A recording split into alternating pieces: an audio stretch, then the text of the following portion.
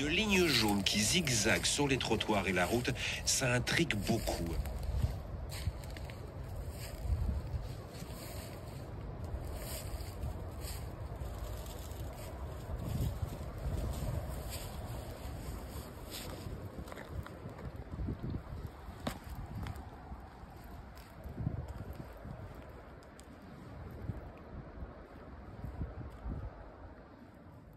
Du 21 février au 7 mars 2025, nous avons réalisé, avec l'aide de 117 complices, un geste artistique intitulé Ligne de fuite, que j'ai élaboré en dialogue avec les caractéristiques géographiques de la ville d'Avignon. Ce geste a pris forme en traçant une ligne sinueuse jaune, discontinue, sur une distance de 7,5 km à travers la ville d'Avignon, du sud au nord, reliant la Dirons au Rhône.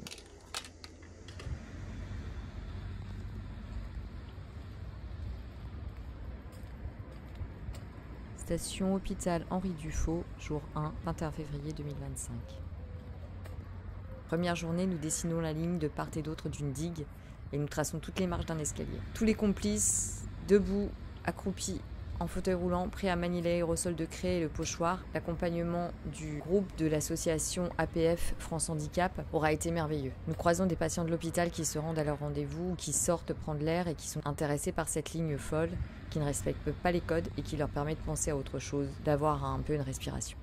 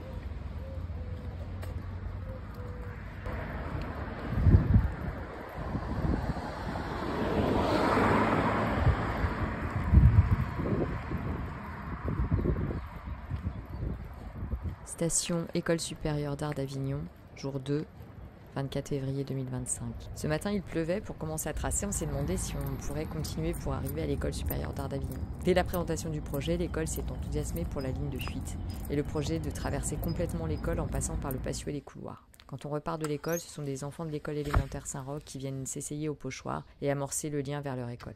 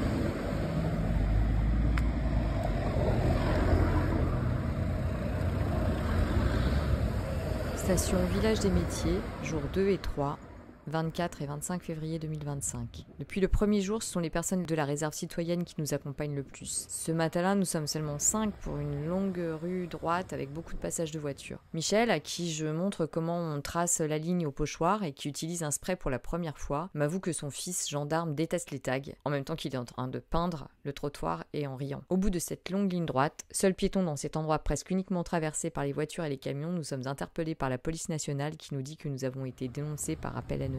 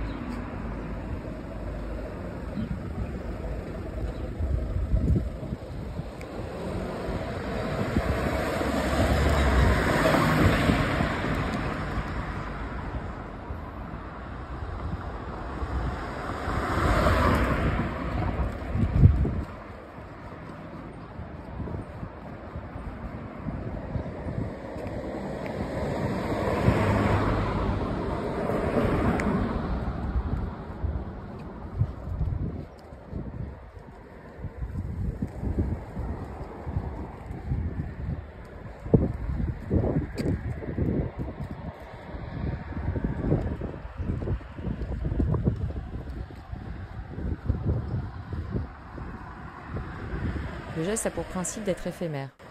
Et la ligne tracée, avec des sprays de craie, l'est aussi. Lors de la création de lignes de fuite, j'ai réalisé des relevés GPS et vidéos de chaque étape. La vidéo « Suivre la ligne » permet donc de suivre tout le cheminement que nous avons emprunté, le regard vers le sol que nous avons eu durant plus de 2 semaines lors de la réalisation du geste. Les images permettent de découvrir la beauté simple d'un parcours urbain qui relie des territoires divers et de comprendre parfois ce que nous avons imaginé comme trajectoire. Et surtout, d'appréhender une infinité de micro-paysages qui se constituent, se mettent en forme de manière brève par le regard ponctuel mais inhabituel qui est porté sur ces détails insignifiants qu'on ne prend plus le temps de regarder.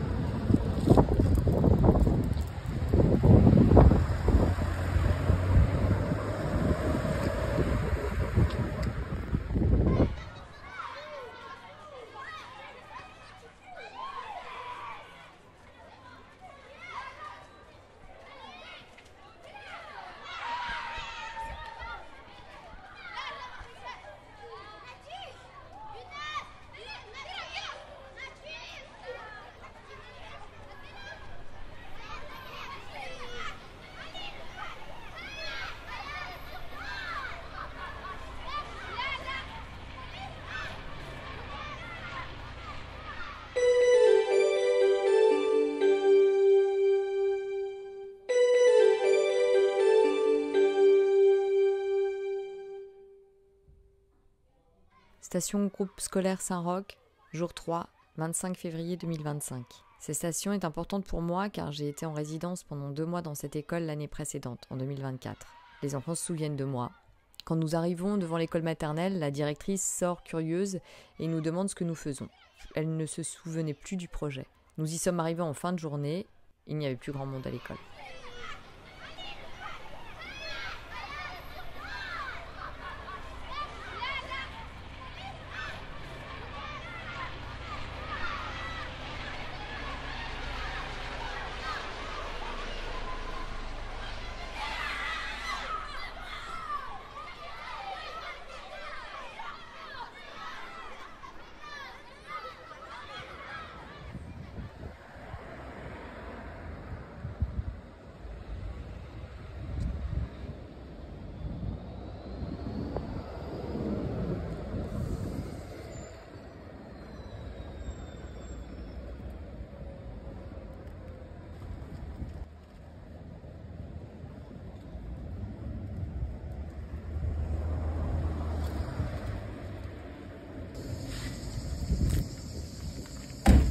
Station Place de la Méditerranée, jour 4, 27 février 2025. À Montclar, un monsieur vient nous demander de quoi il s'agit, ce qu'on est en train de faire. Je lui explique le geste artistique. Je lui raconte la ligne sinueuse et qui va un peu où elle veut. Et il nous dit très justement « Ah, c'est comme la ligne de vie ».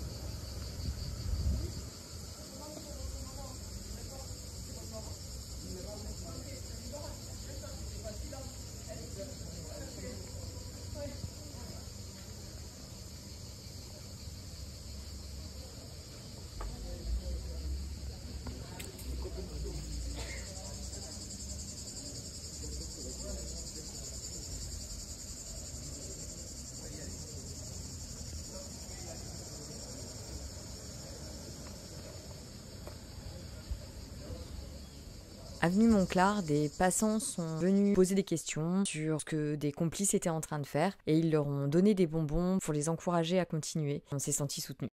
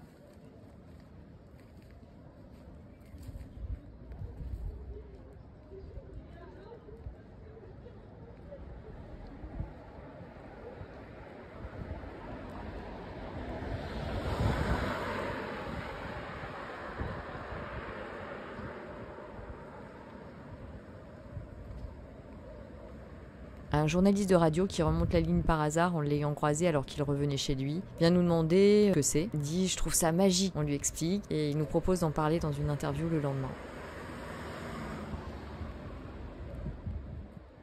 Une ligne jaune qui zigzague sur les trottoirs et la route, ça intrigue beaucoup avenue Montclar, surtout quand on dit aux passants que c'est une ligne de métro. Mais il ne peut pas avoir un métro là, c'est un bobasque en fait. C'est un métro fictif, une ligne de fuite imaginée sur 6 km par une artiste, Karine Debouzy. C'est à la fois un dessin XXL et c'est des lignes de métro Europa. Cette ligne, moi je l'ai imaginée partant de la Durance et arrivant dans le Rhône en fait. Le trait jaune est tracé avec de la peinture à la craie, elle s'effacera progressivement. Chacun, comme Raph, peut rejoindre ce chantier de peinture. Ça prend vite, le geste n'est pas compliqué. On improvise ça sur le terrain en fait. On va rentrer dans une plaque d'égout, ressortir d'une autre, puis tourner, surtout ne pas aller droit, quoi. Surtout amener la ligne vers des endroits où on ne s'arrête pas. C'est Michel, un retraité, pochoir à la main pour découvrir le quartier. On peut faire des petites stations, s'arrêter. Ah oui, tiens, je ne savais pas que dans ma ville il y avait ça. Peindre à la bombe en pleine rue, ça intrigue la maire de quartier, Frédéric Corcoral. Il y a des gens qui sont venus à la police municipale quand ils ont vu un groupe d'individus taguer le quartier ouest en disant mais qu'est-ce que c'est ? Du coup on est vraiment pile dans la curiosité parce que ça rend curieux.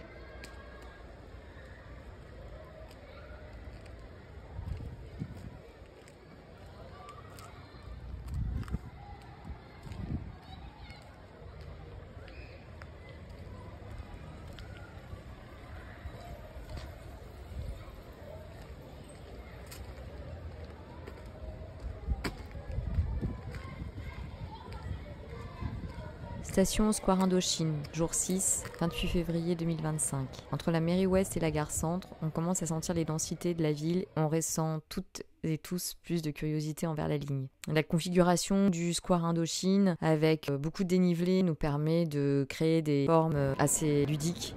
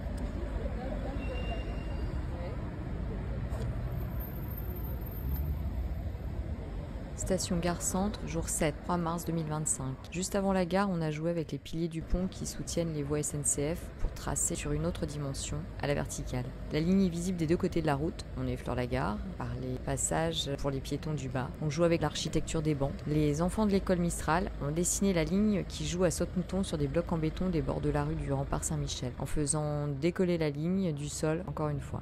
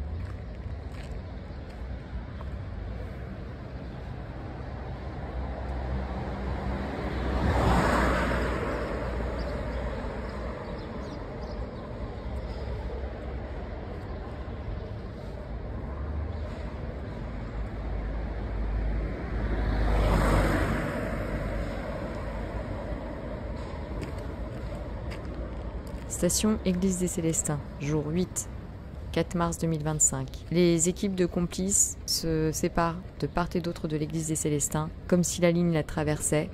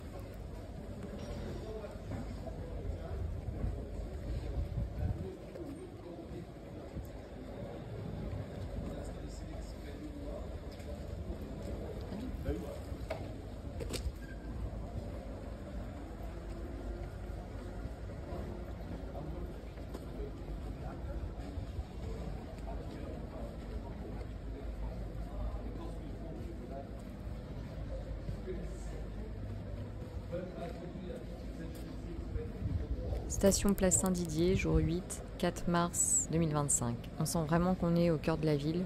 Beaucoup de gens nous posent des questions sur ce que nous faisons. Avant d'arriver sur la place Saint-Didier, nous avons passé la place des Corsins, remonté par la rue des Trois Faucons et les élèves de l'école Boucry ont dessiné le petit détour vers la médiathèque Sécano.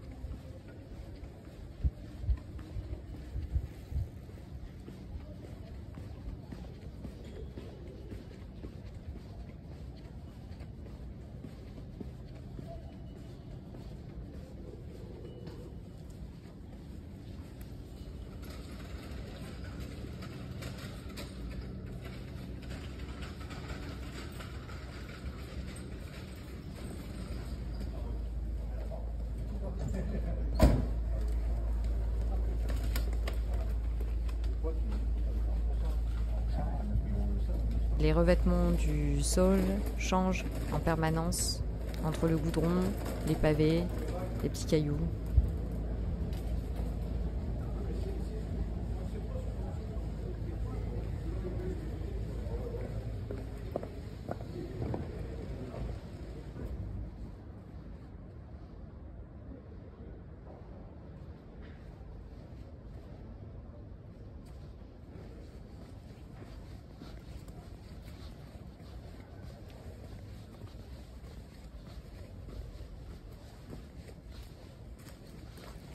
Station Place de la Mirande, jour 9, 5 mars 2025. Les complices de l'association APF France Handicap nous ont rejoints pour tracer un endroit qui est le plus difficile sur les pavés et arriver au pied du Palais des Papes où ils apposent leur logo sur la ligne.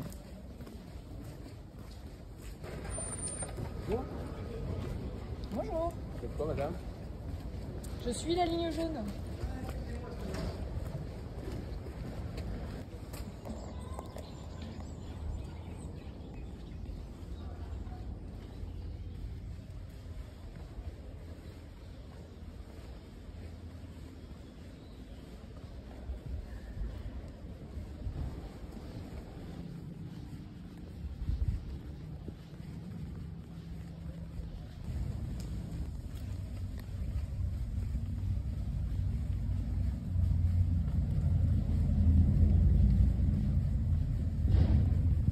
Station Cours Maria Casares, jour 10, 6 mars 2025.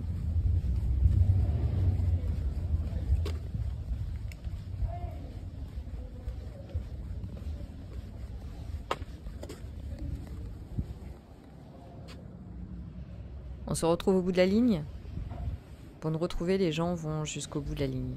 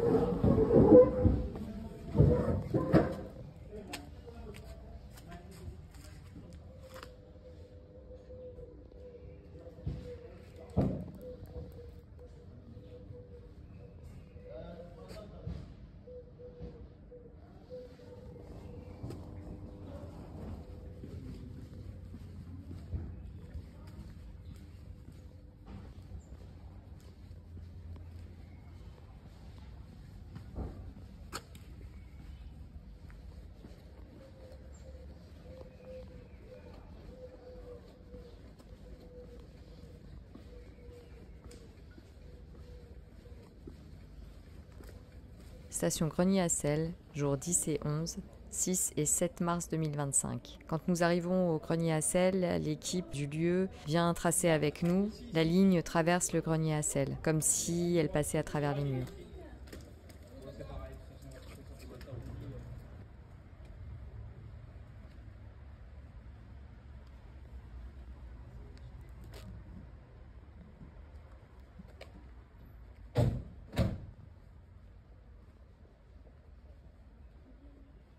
Témoignage.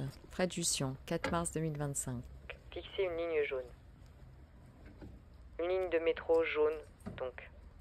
Un joli parcours de la Durance au Rhône. Une ligne facétieuse qui passe sous les plaques d'égout, ressort d'un arrêt de bus, saute les plates-bandes, herbus et prend d'assaut quelques poteaux. Tracer une ligne au sol avec de la poudre de craie effaçable pour souligner ensuite le travail du temps. C'est mettre le nez sur un micro-paysage de béton et ses reliefs incongrus et parfois peu agréables. C'est se dire qu'une fissure est un chemin, un bosquet, une forêt. Et c'est aussi répondre aux multiples questions des passants. Vous faites quoi là? C'est quoi cette ligne jaune?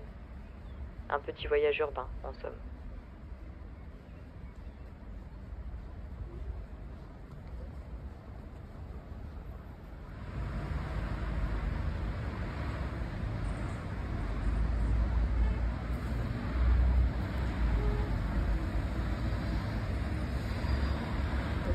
On amorce la ligne droite. Là carrément.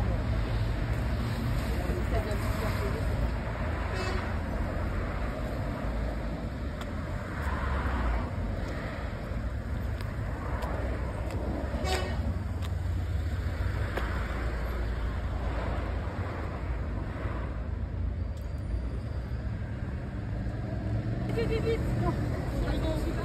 Là, ouais. Là je passe dessus. Ouais. Là, vous passez pas dessus. Ok. Allez.